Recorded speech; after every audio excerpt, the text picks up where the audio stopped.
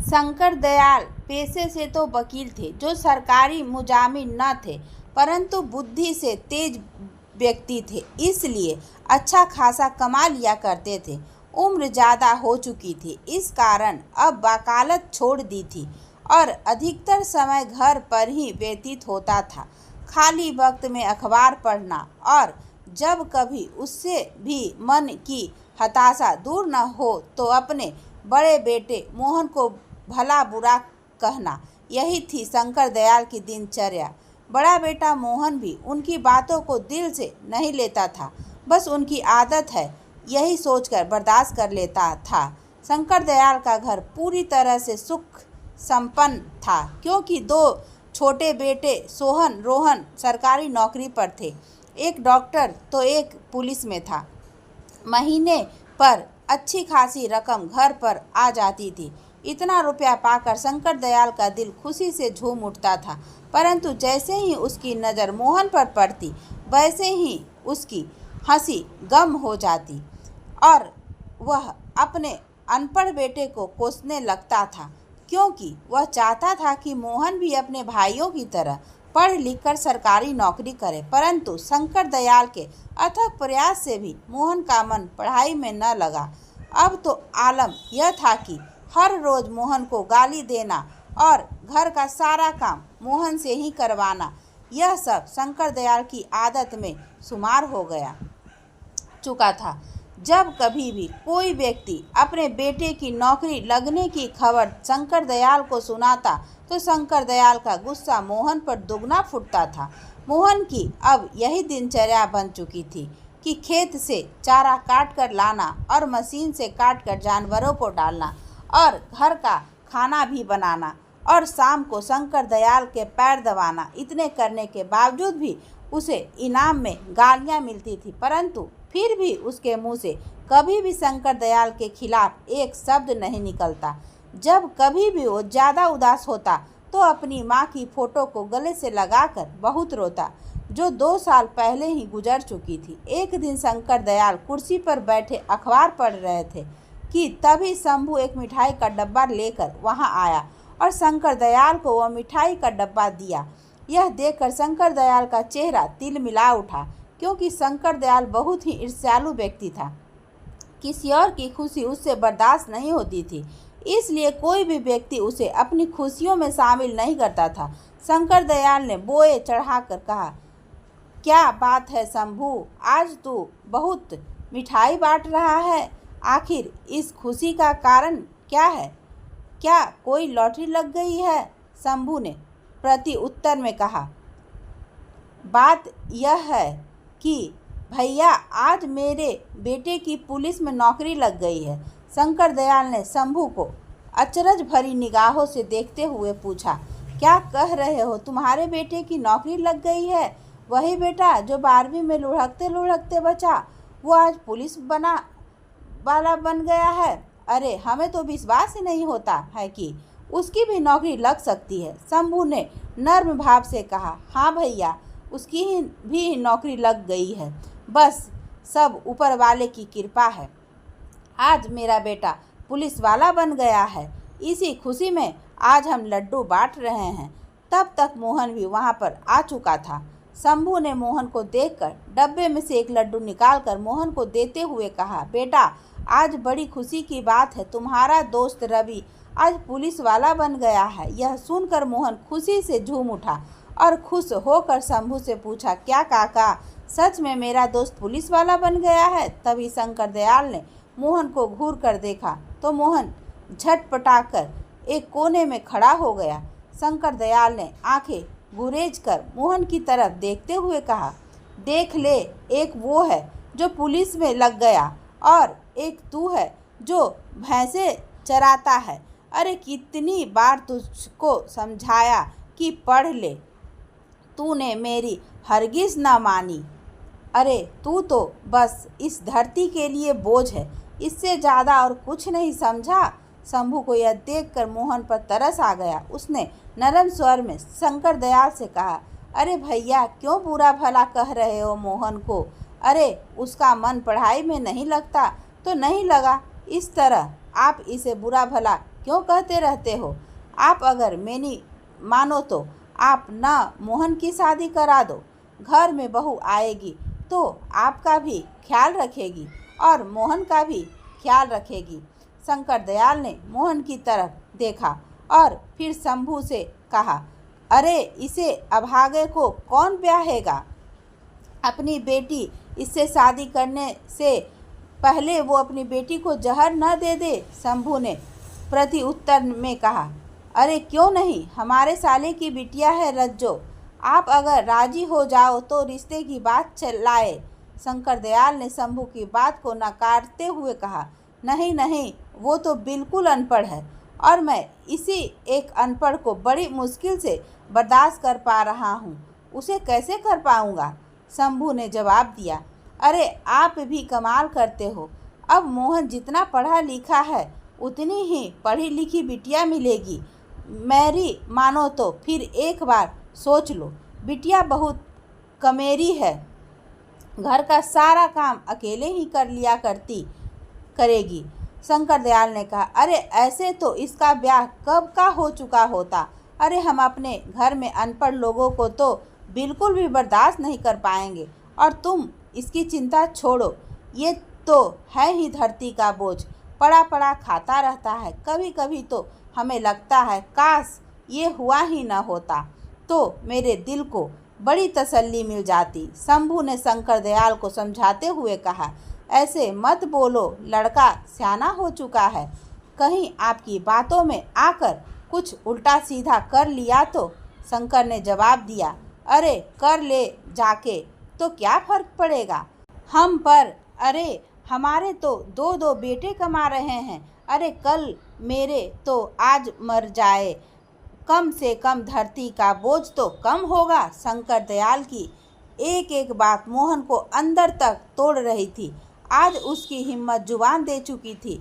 आज उसने अपने जीवन को खत्म करने का अंतिम निर्णय ले लिया था। आज उसने एक बड़ी सी रस्सी ले ली और चारा लेने के बहाने से घर से निकल गया और खेत पर खड़े नीम के पेड़ पर उसने फांसी लगा ली। जब रात अधिक हो गई और मोहन घर वापस नहीं लौटा तो शंकर दयाल ने आस पड़ोस में पता किया। पता करने पर पता चला कि वह खेत में चारा लेकर वापस ही नहीं आया था। अब शंकर दयाल खेत पर गए, वहाँ वह नीम के पेड़ की तरफ देखकर सन्न रह गए, क्योंकि नीम के पेड़ पर मोहन की लाश झूल रही थी। गांव के लोगों की भीड़ एकत्रित हो गई और वहां उपस्थित लोगों ने मोहन की लाश को नीम के पेड़ से उतारा और उसका क्रियाकर्म, परंतु इतना कुछ होने के बावजूद शंकर दयाल पर इसका कोई प्रभाव नहीं पड़ा। वह पहले की तरह ही जिंदगी जीने लगा। वक्त धीरे धीरे गुजरता गया। अब उसके दोनों बेटे की शादी हो चुकी थी। जो बेटा डॉक्टर था उसकी पत्नी भी डॉक्टर, और जो बेटा पुलिस में था उसकी भी पत्नी पुलिस वाली। समय के साथ साथ शंकर दयाल की उम्र काफ़ी ढल चुकी थी। उसके हाथ पैर उसका साथ नहीं देते। कोई भी काम करने पर उसकी हाफी फूल जाती। बड़े बेटे ने शहर में एक अस्पताल खोल दिया और दोनों मियाँ बीवी शहर में रहने लगे। कुछ दिनों बाद छोटे बेटे की भी पोस्टिंग दूसरे शहर में हो गई तो उसने अपनी पत्नी की भी पोस्टिंग उसी शहर में करवा ली। अब दोनों ही मियाँ बीवी जाने की तैयारी में जुट गए। तभी शंकर दयाल वहाँ आकर के अपने छोटे बेटे रोहन से कहा, बेटा, बड़े बेटे और बहू तो हमें छोड़कर चले गए, अब तुम लोग भी जा रहे हो, अब हम अकेले यहाँ कैसे रहेंगे? बेटा ऐसा करो, हमें भी अपने साथ लेते चलो। रोहन ने प्रति उत्तर में कहा, बापू आप जानते हो शहर का वास्ता है, अभी लोग खुद किराए पर रह रहे हैं और आपको कैसे रखेंगे? वैसे भी बापू हमारे पास ये इतना बड़ा घर, इसे किसके हवाले छोड़कर जाएंगे? शंकर दयाल ने निवेदन किया, बेटा इतने बड़े घर में मैं अकेला रहकर क्या करूँगा? अरे मुझसे तो कुछ किया भी नहीं जाता है, मेरी देखभाल कौन करेगा? रोहन ने शंकर दयाल को समझाते हुए कहा, बापू आप चिंता मत करो, मैं इस घर को बेचकर शहर में एक नया घर ले रहे हैं, बस वह यहाँ से ये घर बेचेंगे और वहाँ नया घर खरीद लेंगे। हाँ बापू, ये ही 2-4 दिन में सेठ इस घर को खरीदने आएगा। आप घर के कागजात पर साइन कर देना और सेठ से 3 लाख रुपए भी ले लेना और शहर चले आना। और जब शहर पहुँच जाओ तो ये रहा मेरा नंबर, हमें कॉल कर देना। मैं तुम्हें लेने आ जाऊंगा। आप चिंता मत करो, बस 2-4 दिन की ही तो बात है। और फिर रोहन शंकर दयाल को अपने गले से लगाता है और उनके पैर छूकर वहां से चला जाता है। आज इतने बड़े घर में शंकर दयाल अकेला था। जब उसे भूख लगी तो उसने रोटी बनाने के लिए आटा गूंदा।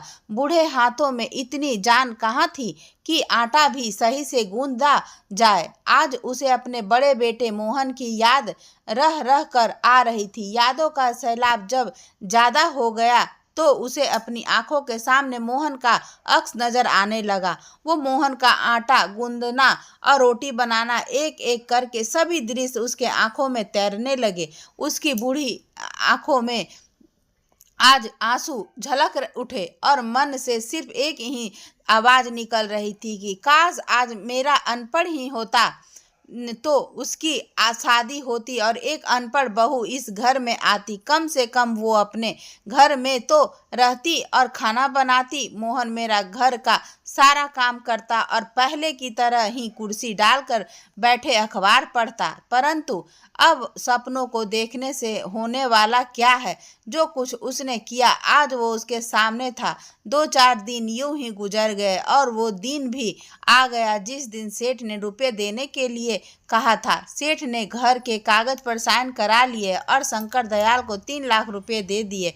रुपए मिलते ही शंकर दयाल शहर जाने की तैयारी कर ली और शंकर दयाल ने रोहन को फोन करके सब बता दिया कि वो बस स्टैंड पर उसका इंतजार करेंगे। कहे मुताबिक शंकर दयाल वहां पहुंच गए और बैठकर रोहन का इंतजार करने लगे। तभी वहां रोहन आ गया और शंकर दयाल के पास आकर कहा, बाबू आप पैसे लाए हो ना, मुझे दे दो।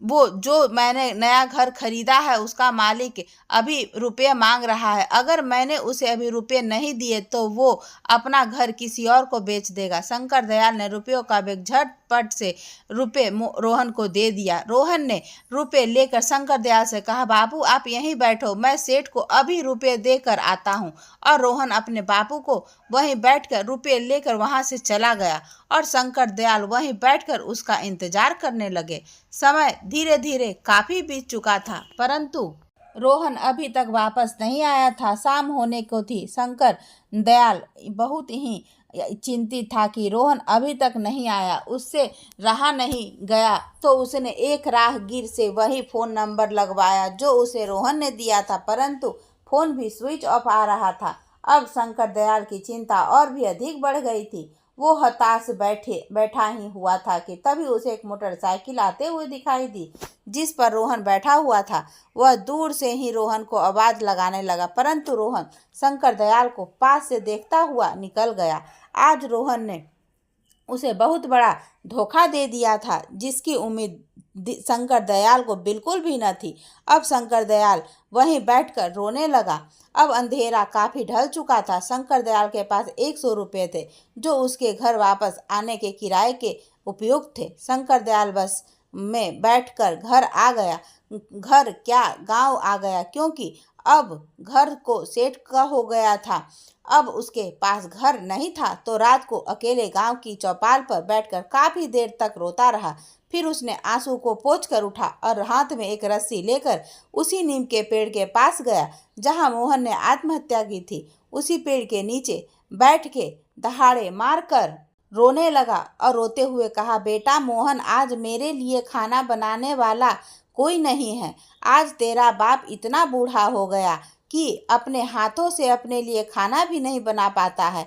आज बहुत अरसे हो गए हैं तेरे हाथ का खाना खाए।